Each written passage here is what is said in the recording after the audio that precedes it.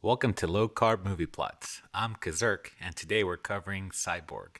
Cyborg is a 1989 American martial arts cyberpunk film directed by Albert Pyun. Jean-Claude van Damme stars as Gibson Rickenbacker. Cyborg was followed by sequel Cyborg 2 in 1993 and Cyborg 3 The Recycler in 1994. Okay, now to the plot. A plague known as the Living Death cripples civilization. A small group of scientists and doctors located in Atlanta, home of the CDC, work on a cure to save what remains of humanity. To complete their work, they need information stored on a computer system in New York City. Pearl Prophet volunteers for the dangerous carrier mission and is made into a cyborg through surgical augmentation. Pearl, accompanied by bodyguard Marshall Stratt, retrieve the data in New York, but are pursued by the vicious Fender and his gang of pirates. Fender wants the cure so he can have a monopoly on its production. Stratt, badly injured while fighting the pirates, tells Pearl to leave him and find a mercenary known as a Slinger who can escort her to safety. She gets cornered but is saved by a Slinger named Gibson Rickenbacker.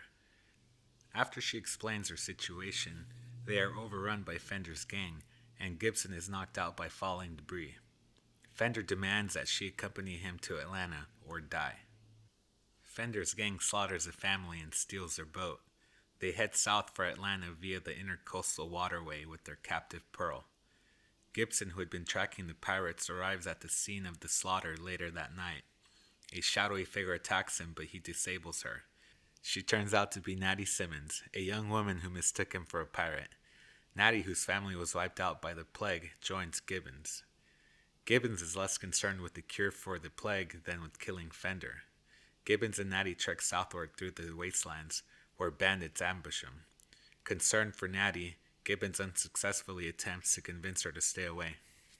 Later on a beach, after declining to have sex with Natty, Gibson reveals that all he cares about is revenge against Fender, who killed his lover and destroyed his chance to have a normal life and family. Intercepting Fender and his crew near Charleston, South Carolina, Gibson defeats most of his men, but Fender shoots him with a rifle. Now nursing a gunshot wound, Gibson realizes Haley, his dead lover's younger sister, whom Fender kidnapped, is now a loyal member of his crew. He flees the pirates and ends up alone with Pearl and Natty. Pearl refuses to go with him. She calculates Gibson does not have the strength to defeat Fender and will be unable to get her to Atlanta safely. She says she'll go along with Fender and lure him to his death in Atlanta, where she has resources at her disposal. Tired, wounded, and badly outnumbered, Gibson flees with Natty through the sewers into the salt marsh, where they are pursued by the rest of the pirates and eventually separated from each other. Gibson is beaten by Fender and crucified on the mast of a beached derelict ship.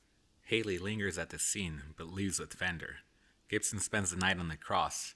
In the morning, near death, he kicks the mast repeatedly with his dangling foot in a last fit of rage.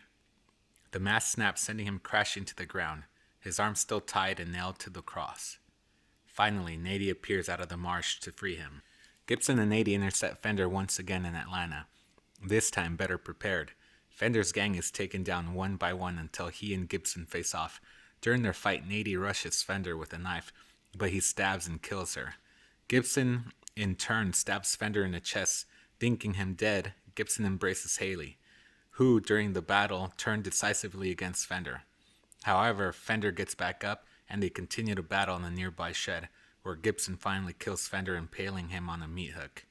Gibson escorts Pearl to her final destination before heading back off. So that concludes Cyborg. I saw this movie as a kid, and I really liked it. And then when I rewatched it as an adult, I realized that there's not much dialogue, not much character building, not much of a lot of substance to the movie, but it's still a lot of fun to watch, and it's visually cool. The main boss looks great, so I give it a thumbs up. Go check it out. Like, subscribe, comment, and all that good stuff. I'll see you again soon.